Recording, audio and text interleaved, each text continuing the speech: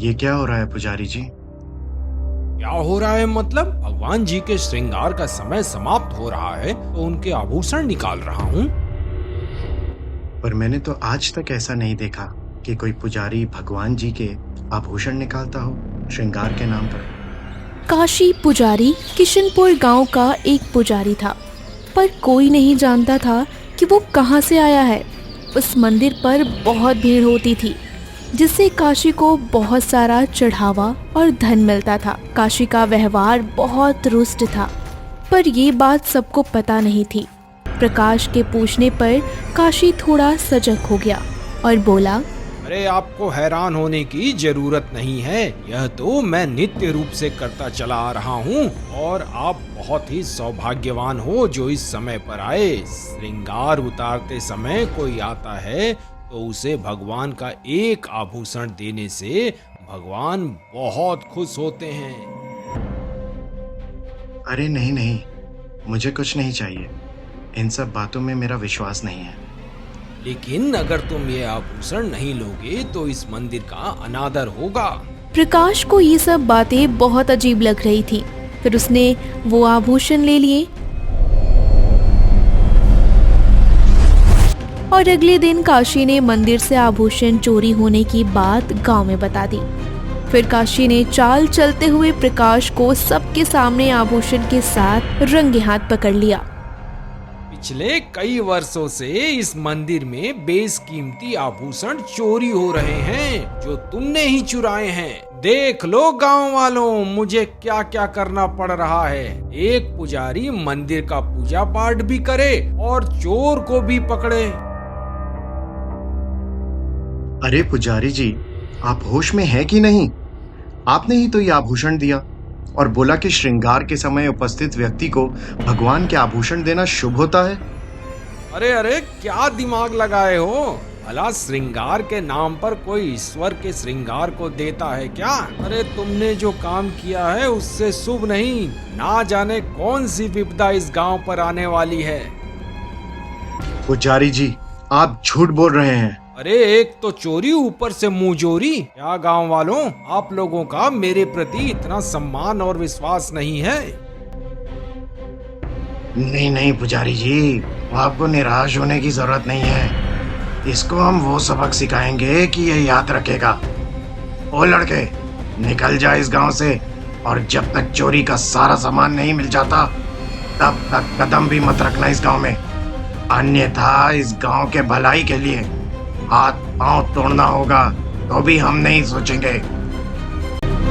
गांव के लोग प्रकाश की पिटाई कर उसको गांव के बाहर निकाल देते हैं। प्रकाश को इस बात से बहुत गहरा आघात लगा और वो गांव छोड़कर चला गया।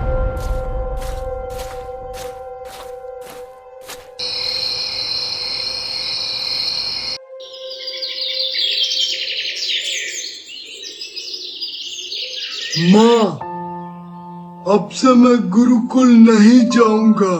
अब क्या हो गया मेरे लाडले को? गुरुकुल में गुरुजी कहते हैं कि पृथ्वी अपने अक्ष पर टिकी है। बताओ भला, पृथ्वी अपने अक्ष पर कैसे टिक सकती है? पृथ्वी तो शेषनाग के फन पर टिकी है ना। बेटा, गुरुजी झूठी शिक्षा क्यों देंगे भला? उन्होंने उसका कारण तो बताया होगा ना। कारण? गुरुत्वाकर्षण नाम का कोई बल है जो खींचता है। अब तुम ही बताओ, बजरंग बली से भी शक्तिशाली कोई हो सकता है क्या भला? और तुमने कभी गुरुत्वाकर्षण नाम के राक्षस का नाम सुना है क्या? हाँ, तो इस नाम का राक्षस तो मैंने नहीं सुना। नहीं सुना तो ठीक है। अब से मैं काशी पुजारी जी के पास ही जाया करूंगा। सुना है उनको बहुत सारे वेदों का ज्ञान है और उनको खूब सारे चढ़ावे और धन मिलते हैं। मैं उनके जैसा ही पुजारी बनना चाहता हूँ, जिससे मेरी भी खूब इज्जत हो। काशी के व्यक्तित्व के बारे में कोई नहीं जान पाया था कि वो किस प्रवृत्ति का व्यक्ति है। कोई भी काशी पर शक करता तो उस व्यक्ति के साथ कुछ ना कुछ घटित हो जाता।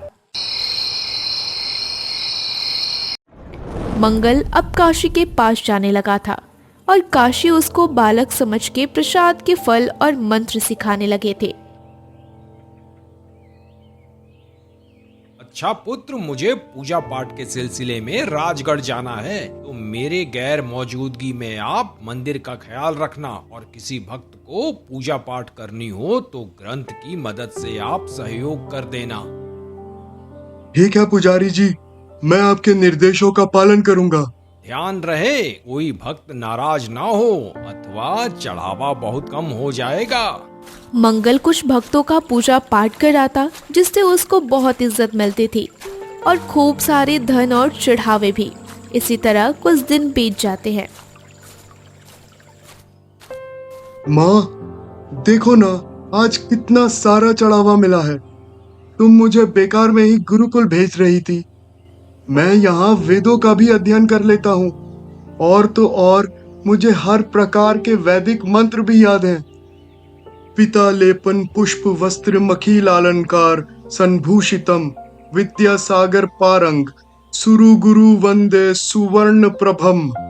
अरे वाह बेटे, बहुत खूब। अच्छा पुजारी जी कैसे हैं? माँ, वो तो बहुत ध्यान रखते हैं और विश्वास तो अपने बेटे जैसा करते हैं, और अपने अनुपस्थिति में मुझे पूजा पाठ कराने का अधिकार भी दे दिया है। काशी अक्सर कुछ दिनों के लिए राजगढ़ जाता था। इस बार उसको आने में विलंब हो गया। तब तक इधर मंगल के व्यवहार और ज्ञान की चर्चा बढ़ने लगी। जब काशी आया तो उसको ये सब देखकर बहुत बुरा लगा। उसको लगा कि मंगल को मंदिर में रखकर उसने बहुत बड़ी गलती कर दी।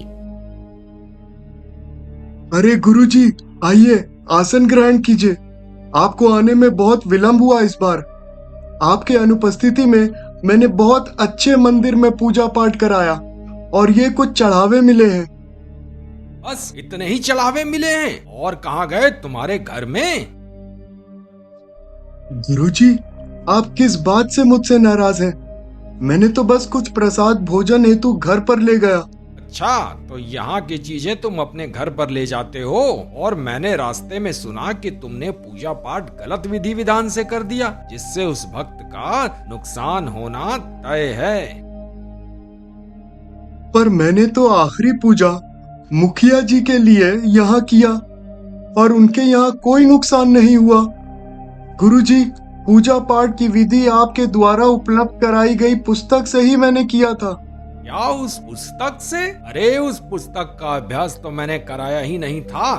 काशी मंगल को मंदिर से हटाने की योजना बनाने लगा और रात्रि में जाके मुखिया के घर आग लगा दिया, जिससे मुखिया सुबह सुबह मंदिर पर आ गया। अरे पुजारी जी, ये क्या हो गया? मैंने तो घर की सुख शांति के लिए पूजा पाठ और हवन कराया था, लेकिन मेरा घर तो बर्बाद ही हो गया। ऐसा लग रहा है किसी ने घी डालकर पूरा घर जला दिया हो। पूरे राख से घी की महक आ रही है। शांत हो जाइए मुखिया जी, ये इस स्वघोषित पुजारी मंगत की वजह से हुआ है। इसने गलत वैदिक मंत्र के मंत्रोच्चार कर दिया, इससे ये घटना घटी है। मैं पुनः हवन कर देता हूँ, जिससे आपका भविष्य उज्जवल हो जाएगा। तो इस मूर्ख बालक को आपने मंदिर जैसे पवित्र स्थान पर रखा ही क्यों है? इससे गांव वालों का मंदिर के प्रति विश्वास कम होगा। जी आपने सही कहा, मेरा क्रोध तो इतना है कि इसको गांव के बाहर उस प्रकाश की तरह निकाल दूं, किंतु यह उम्र में छोटा है, इसलिए यह उचित नहीं होगा। ये सुन के मंगल जैसे टूट गया। उसका उसके गुरु के प्रति सम्मान ने प्रतिशोध का रूप ले लिया और वो अकेला अकेला घूमने लगा। जब उसका मन कुछ शांत हुआ तो उसने प्रकाश के बारे में सोचा और उससे मिलने के लिए गांव के बाहर चला गया।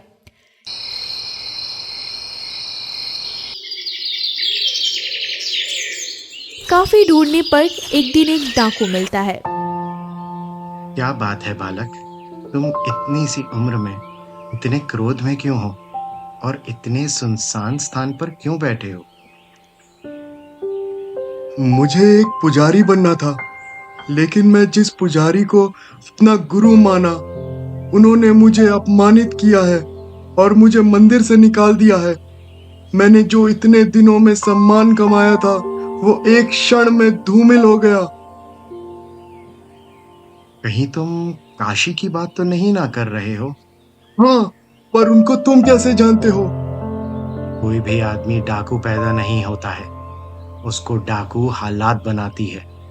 और जब पुजारी के वेश में चोर मंदिर पर बैठने लगे तो हम जैसे डाकू ही बेसहारों का सहारा बनते हैं। मैं कुछ समझा नहीं, आप कहना क्या चाहते हैं? कोई बात नहीं, समय सबसे बड़ा गुरु होता है। समय आएगा तो समझ जाओगे। पहले ये बताओ कि तुम्हें पुजारी बनाना है या अपने आत्मसम्मान पर लगे ठेस का बदला लेना है? आत्मसम्मान वापस चाहिए मुझे। बिना आत्मसम्मान के पुजारी की क्या इज्जत। ठीक है, तुम मुझे कल मंदिर के पीछे वाले कुएं पर मिलना। ठीक है। जब रात को काशी पुजारी मंदिर का चढ़ावा कुएं में डाल रहा था, दोनों ने चुपके से देखा। मंगल को अपनी आंखों पर विश्वास नहीं हुआ। जब काशी वहां से चला गया तो प्रकाश सारी बात बताते हुए आगे की योजना समझाई।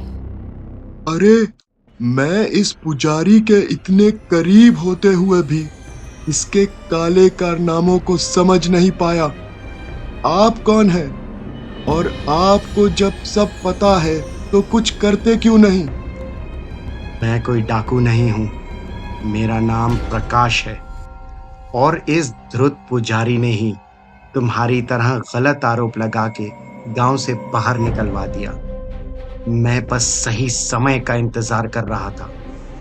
अब तुमको निर्णय लेना है कि तुम पुजारी के पद के लिए काम करोगे या पुजारी के कर्तव्य का पालन करोगे। अगले दिन प्रकाश और मंगल मंदिर पर और गांव वालों के साथ पहुंचे और सबको कुएं के पास ले जाते हैं और काशी की सच्चाई सबको बताते हैं। लेकिन काशी इसके लिए पहले से तैयार रहता है। इसका नाम काशी नहीं, काली है। इस ध्रुत पुजारी का राजगढ़ में आलीशान महल है, जिसके लिए ये हर महीने इस मंदिर पर आए चढ़ावे को लेकर राजगढ़ ले जाता है।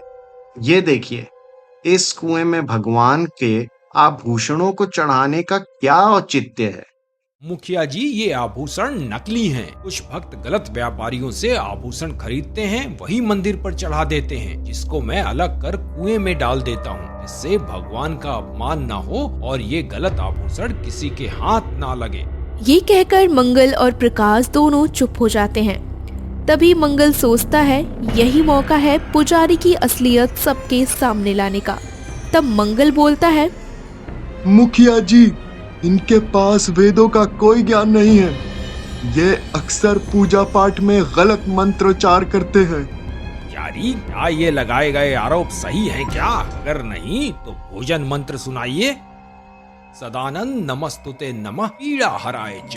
यारी जी, ये गलत श्लोक पढ़ दिया आपने। मुझे भोजन मंत्र कंठस्थ है। ओम सहनावतु सहनो भुंक्तु। बिल्कुल सही पुत्र। पुजारी जी, इन दोनों की बात में तो प्रामाणिकता दिख रही है। और तो और, उस दिन मुखिया जी के घर में आग इन्होंने ही लगाई थी। उस जले हुए सामान में घी की महक इसलिए थी कि इन्होंने मंदिर के घी का उपयोग घर जलाने में किया था। तभी वहां पर राज्य के सबसे बड़ा सुनार आते हैं, जो आभूषण देखते हैं और बताते हैं कि ये आभूषण मेरी ही दुकान से लिया गया है और ये 100% शुद्ध है। माफी नहीं, तुम्हें सजा मिलेगी। तुम्हारे कारण मुझे डाकू का जीवन व्यतीत करना पड़ा। अगर उसी दिन गांव वाले मेरी बातों का विश्वास कर लेते तो आज ये दिन नहीं देखना पड़ता। इस झूठ को कड़ी सजा मिलेगी। मंगत, आज से तुम किशनगढ़ गांव के मुख्य पुजारी का काम संभालो। नहीं मुखिया जी, अगर मंदिर की जिम्मेदारी किसी को देनी है तो प्रकाश जी को दीजिए, क्योंकि उन्होंने इस मंदिर के लिए बहुत त्याग किया है।